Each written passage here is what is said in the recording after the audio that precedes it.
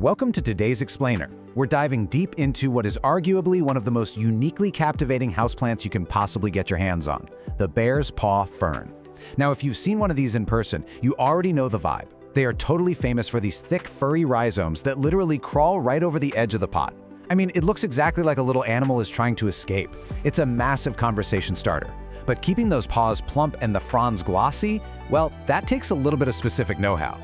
So today, we're taking you on a complete beginner to expert journey so you can confidently grow this stunning plant. Let's get right into it. Right out of the gate, we have to tackle the absolute #1 beginner mistake. Should you bury those furry paws in the dirt? The answer is a resounding absolutely not. No way. This is our golden rule for today, and we're going to come back to it a lot. Never bury the furry paws. They are meant to sit right on top of the soil. Because if you bury them, they'll stay way too wet and they will rot. It's really as plain and simple as that. So, with that golden rule established, here's our game plan. We'll properly meet the bear's paw fern, master its light and water needs, and then cover soil, humidity, and feeding. After that, we'll walk through a super simple pruning and propagation guide, troubleshoot some common problems, and finally wrap up with pro tips for ultimate growth. All right, Section 1. Let's officially meet the bear's paw fern. Getting to know its unique anatomy is actually the real secret to keeping it thriving in your living room. Okay, so the terminology here is pretty crucial because it tells us exactly how this plant behaves in the wild. The bear's paw fern, or Aglaomorpha meyeniana, if we're being scientific, is an epiphyte. What does that mean? Well, in its natural tropical habitat, it doesn't actually grow in deep dirt on the forest floor. Nope, it grows clinging to trees or mossy rocks. And those famous paws we keep talking about, those are rhizomes. They're basically thick, creeping stems that store and absorb moisture and nutrients. Because it's an epiphyte with these creeping surface rhizomes, it naturally wants plenty of air circulating around its fuzzy feet. You know, you'll actually see this guy confused a lot with its cousin, the rabbit's foot fern. But they really have totally different vibes. The bear's paw is bold. It has incredibly chunky, thick paws and these large, leathery, deeply cut fronds. The rabbit's foot fern, on the other hand, is a bit more delicate. It has thinner, lighter rhizomes and really lacy foliage. So if you're looking for that dramatic, sculptural, heavy paw look crawling out of your pot, the bear's paw is exactly what you want. Moving right along to Section 2, mastering light and water. Getting this balance right is literally the key to avoiding that dreaded root rot. First up is lighting. The sweet spot here is bright, indirect light. Picture a nice, cheerful room where the plant isn't getting blasted by a hard, direct beam of sun. An east-facing window or even a north window with an open sky view is absolutely ideal. You really want to avoid harsh midday or afternoon sun, mainly because it'll quickly bleach out those gorgeous leathery fronds and aggressively dry out the rhizomes. A little bit of gentle morning sun, totally fine. But overall, keep it bright and filtered.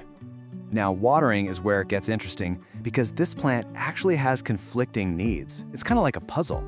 The roots, which are tucked down into the soil, want steady, light moisture. But the furry rhizomes sitting on top of the soil, those absolutely must be kept dry and aired out. If you just grab a watering can and dump it over the top of the whole plant, those fuzzy paws are going to stay soaked, and that just invites rot. So how often should you water? Well, in a bright room during spring and summer, every 5 to 7 days is pretty typical. But look, your golden rule here is to use the finger test. Only water when the top inch of soil feels slightly dry. And when you do water, pour it really carefully around the edges of the pot to avoid the paws entirely. Actually, an even better trick, bottom watering.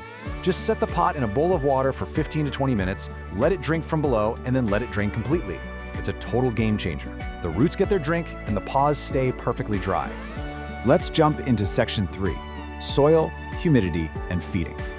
Replicating this fern's native tropical habitat is actually a lot easier than it sounds. Remember how we said it's an epiphyte? Because of that, standard, dense, peat-heavy potting mud is essentially a death sentence. It just holds way too much water and smothers the roots. What you need instead is a really chunky, airy mix. A great DIY recipe you can whip up is 2 parts of a quality houseplant mix, 1 part fine orchid bark, and 1 part perlite or pumice. This combo is fantastic because it retains just enough moisture for the roots but provides massive airflow so the water drains fast. Plus, it gives the rhizomes a really nice textured surface to crawl on. As for humidity, 50 to 70% is the ideal range. The great news here is that those thick, leathery fronds make the bear's paw way tougher than those super dramatic, flimsy ferns like the maidenhair. It'll survive just fine in average household humidity, but it truly thrives and looks its glossy best when the air is a bit more humid. Also, keep your temps comfortable, right around 60 to 80 degrees Fahrenheit, and definitely keep it away from drafty windows or heating vents that'll just bake it dry. When we talk about feeding, less is definitely more. You want to feed it lightly with a half-strength, balanced liquid fertilizer, just once every 4 to 6 weeks, and only during the active spring and summer growing seasons. And here is a super important tip. Keep that fertilizer water completely off the paws. The concentrated salts can severely irritate those delicate little furry scales. All right, section 4. Let's talk pruning and propagation. I promise you, pruning this fern is incredibly simple. It's mostly just basic cleanup. I absolutely love this quote, "Leave the fuzz alone." It is so important. Do not scrub, brush, or trim the furry paws, even if they're wandering completely wildly over the edge of your pot. That wandering is the whole charm of the plant.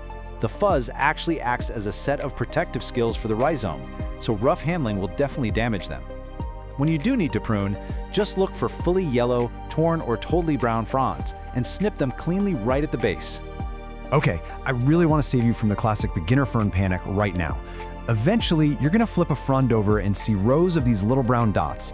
Do not panic. Seriously, put down the neem oil. These are called soggy.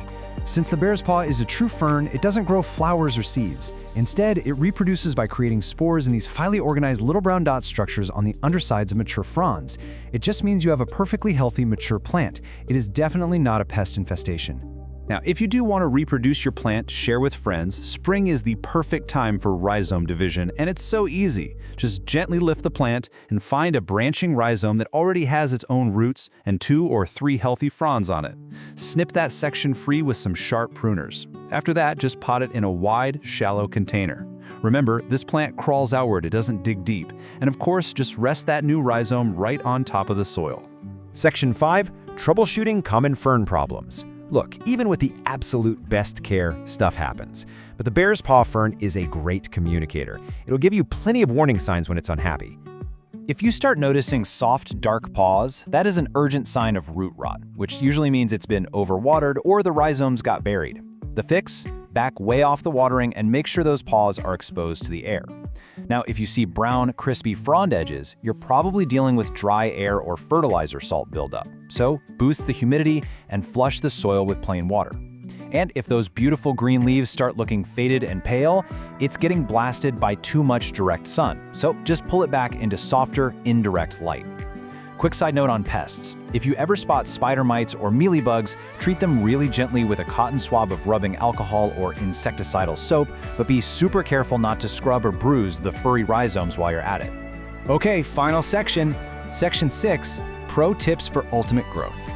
We have covered a ton of ground today, so let's wrap up with a quick, rapid-fire summary of the absolute best practices. Here are your ultimate takeaways to guarantee success. Number 1, our golden rule.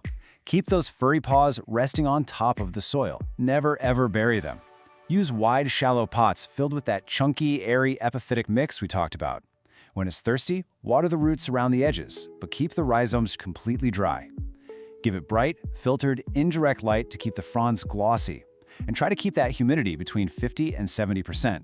And finally, this plant actually likes being a little snug, so you only really need to repot it every 2 to 3 years when the soil breaks down or the paws have totally overrun the edges.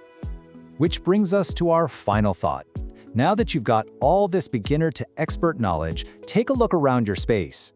Which empty, bright corner of your home is just waiting for the unique, dramatic character of a crawling bear's paw fern? It is just such a rewarding plant to grow once you understand its rules, and I highly encourage you to give it a try. Thanks so much for joining me on this explainer, and happy growing!